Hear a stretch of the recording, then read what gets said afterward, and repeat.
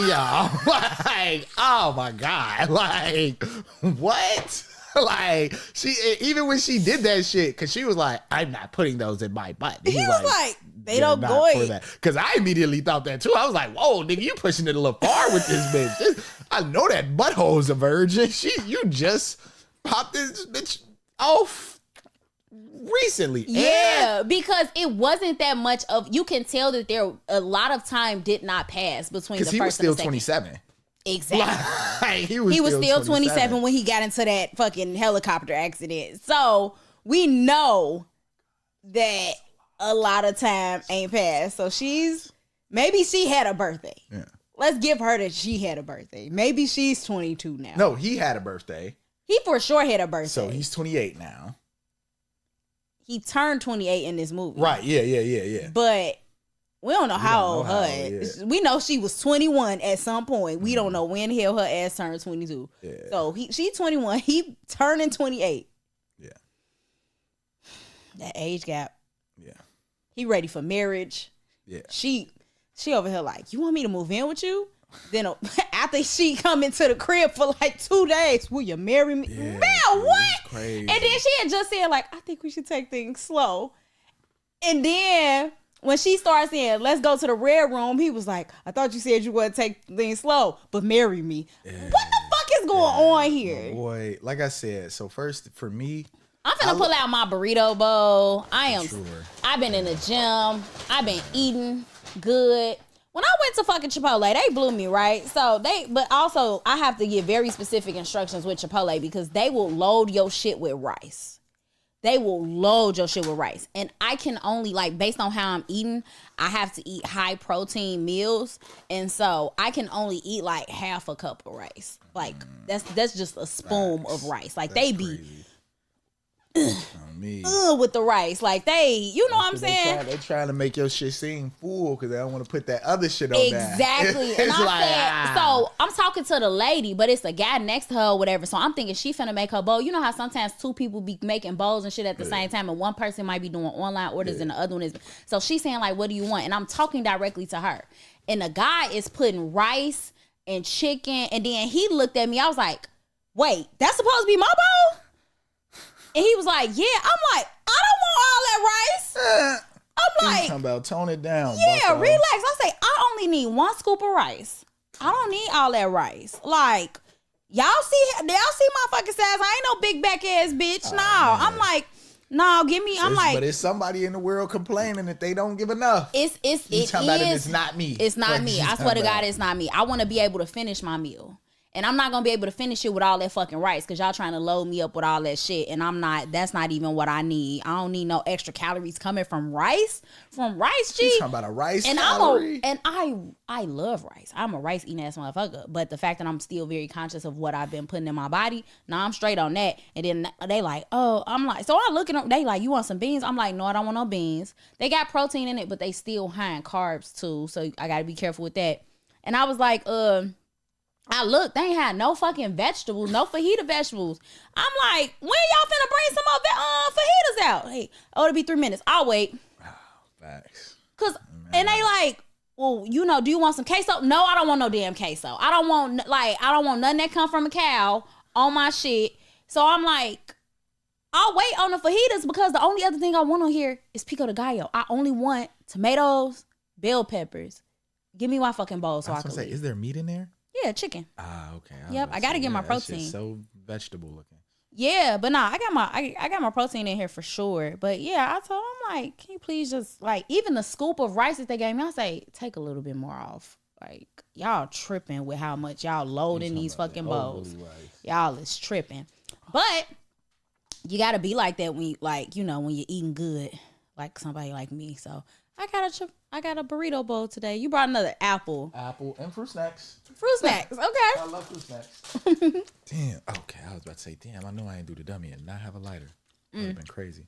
But one thing that I kind of back to the movie. Mm-hmm. One thing that I didn't relatively enjoy. My boy had too many speaking parts. Like I feel like in the first one he was given mysterious and real like. And I get what they did, like, because obviously you want to develop the character. But I feel like the more he developed, the less I liked him. Like, because it gave, like you said, more of that indecisive energy, where even the part where he when he told her, like, I'm a sadist, you know what I'm saying? I feel like it came from a space of uncertainty, like, in regard to, nigga, you done did all this dominant shit, you know what I'm saying? And now you done got down on your knees talking about please don't leave me or whatever the fuck you just said. Like, bro, what's happening right now? And it almost made me think that, like, he could be, because at one point he was a sub, like maybe he's a switch, but at the same, I don't know. I feel like when you see a nigga in that, like, in that light of, I'm gonna call it like softness. 6 years being a sub is a long time. You know what I'm saying? That's a long time. Yeah. If you were truly a dom, yeah. I don't think you need 6 years. Yeah. That's a long time. 2 years maybe. 6 years is a long time. And I don't think it just goes away. It obviously in the movies does not. But also him getting on his knees, whereas one person might have said like, oh, now he's being submissive to her because, you know, the fact that he was doing, please don't leave me, jumping to the floor. I'm like, that's manipulation. But now she's like, what are you doing? What's wrong? Yeah, what's happening? Fucked me up with the boundaries. These are my boundaries. And I thought he was just talking about his nipples at first. And I'm like, well, I feel that. I'm not really, don't touch my nipples, bitch. But then I got to thinking, like, the burns. It was just, again, trauma throughout the whole, like, from, again, the very opening scene to even him getting into the plane crash. Now I got to say yes to the marriage even more now because, you know. But they made it a point to make sure that the answer was already yes. Right, yeah. So it wasn't like, she felt like, oh, I could have lost you. Now I'm going to say yeah type shit. So I'll give them that. I'm not going to give them a lot in this movie, but I'll give them that. For sure. Let's talk about Layla. The fact that she was stalking them. Whole movie was about motherfucker. Because even with him popping up, bro, and so I totally believe in persistence. I totally believe that, you know, you gotta get what you want. Like, certain energy though, you done pulled up out of nowhere, bought all this niggas painting or pictures who you know. My boy, what? Not Miguel. Jose. Jose. I stay wanting to call this man Miguel, but Jose. He's really trying, and not even trying. But no, he is. He be inviting her out, and that's. I'm sorry, because I'm all over the place because I feel like the movie was all over the place. You got like the sub following Anastasia, stalking her. Yeah. You got her boss sexually harassing her at work. You got Elena saying like, he's never gonna love you. You wasting your time. As well as I feel like, and granted, like I said, I feel like him popping up into her life or back about her fucking publishing company. Yeah, like it's a control thing. What? And she said that. She said, this is control. Like, this is about possession. Like, this is ownership or whatever. But honestly, from the first movie, everything he's done has been about ownership. It's been very much a slave master dynamic. And that's what even with her, like, she was giving Brat, I feel like, in this one, more so than like Vanilla. But she did do a little jab, picked up the ice cream, talking about it's your favorite or my favorite. She said it was one of their fucking favorites. And I was like, yeah, that's funny. But I think that it was definitely slave master dynamic. Like, even seeing how finally, like you say, so Shorty following them through the whole movie, you know what I'm saying? Like, damn near they link up. And when I'm finished. For sure. And they link up and they sit down chopping it up. But she saw her before that. She saw her coming out of work. You know what I'm saying? When Jack was like, "Oh, the place is this way," let's type go shit. to the pub and shit. His little freaky deaky ass. You wanna know how I knew he was freaky deaky? He had that one little hair. It was like a little. If you go back, that was hanging off his shit. And I say, this nigga think he too cool. He put that there on purpose. And he on me. He didn't just fall there. He put it there. He too cool. And he's entitled to pussy. And that's what we found out eventually. Like you talking about, my boy was. And even like when Anna had walked away and he was just staring at her, and then Hannah looked at him like, you know, you out in the open, like, I see you watching her, bro. You know what I'm saying? Like, hey, you know it's other people here. You just HR came and talked to Anna. Yeah. And then I'm trying to think. The blonde lady was HR. That was like, oh. That couldn't go to the bar with them. Exactly. And when she said, I can't do it, he talking about a ritual. I say, oh, he owes some other like reverse sick shit than my boy Christian. Like Christian, I feel like my boy's confused. He's trying to figure it out. He's working his way through his trauma. And he's finding out things about himself because now he's wanting to be in love. Whereas the Jack, nigga, I just saw sick, sadistic, twisted. Like he told her ass like, I could make you come like no one else has. Like it was so crazy. Like it was nuts. He told her ass, I just don't feel like you going the extra mile, and closed his door. What you think I'm gonna make you fuck me? Fuck me? I say, whoa, bro. Really? Like, clearly you are, because she said I would like to leave, and you go. Like you got your fucking hand on the door. Wild as hell. Yeah, that's unfortunate because I feel like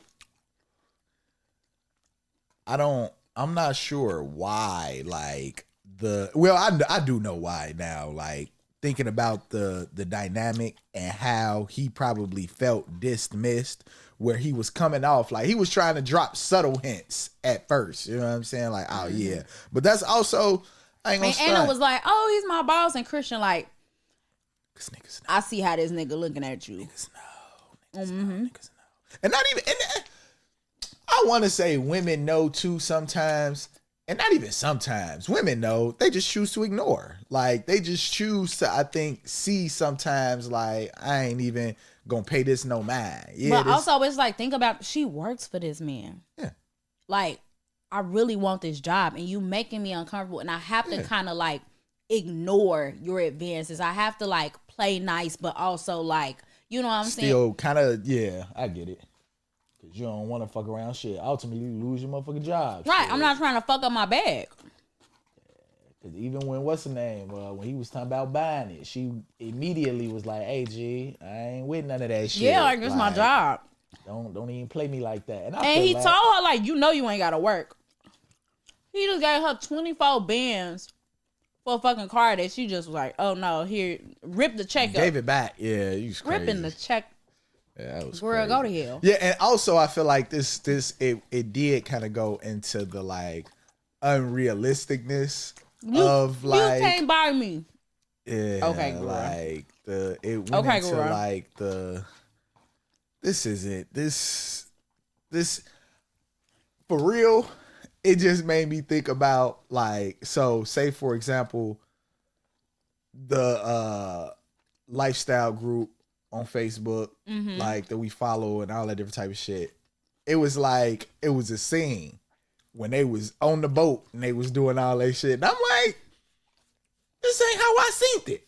You know what I'm saying? Like, this ain't, and I get maybe that's some people's experience, you know what I'm saying? But like, that seems very detached from the reality of what this looks like. This was really a romanticized toxic relationship, for real. Like, and this one, even more based off whatever gap they had when they wasn't talking, made the sexual tension that much more toxic and intoxicating. And that's why I do believe that we did see more sex in this one? Like, because I'm trying to think. It was like maybe 4 or 5. Might have been 6. I think I counted 6 because it was a situation after they played pool, right? First of all, I had a problem with these hard, short strokes this man kept doing. Because you was eating and I'm the type of nigga who would smoke it all. But oh, I appreciate that. Very considerate. Yeah. The nigga, so, and this is just me, whatever. I be watching these movies. He kept freaking her ass like this. And that what with his little butt out, bro? I was so like, bro, why is your fucking butt crack out? Like, butt. You talking about, okay. That Jim been doing me right. But it was blowing me because he kept like, just pulling it. It was real. I know the conversation was just getting good. But if you want the real, the uncut, and the too spicy for free version, you got to tap in with Her None Matters on Patreon. Over there, you get all the uncensored and unfiltered conversations. Anything that I would have edited out of a regular episode, you getting it unfiltered. It's basically like my close friends, but for the podcast. So if you want extended, exclusive episodes, bonus content, everything from Freaky Friday with Terry Roseland, Skinemax with my boy Precious, and some amazing, crazy stories with my monologues and the Girl 6ix9ine audio, I promise you gonna get your money's worth. For just a couple dollars a month, depending on what tier you pick, you can have all of this and more. So go ahead and head over to patreon.com/HerNoneMatters and subscribe. Let's keep this conversation going. I'll see y'all in the Patreon.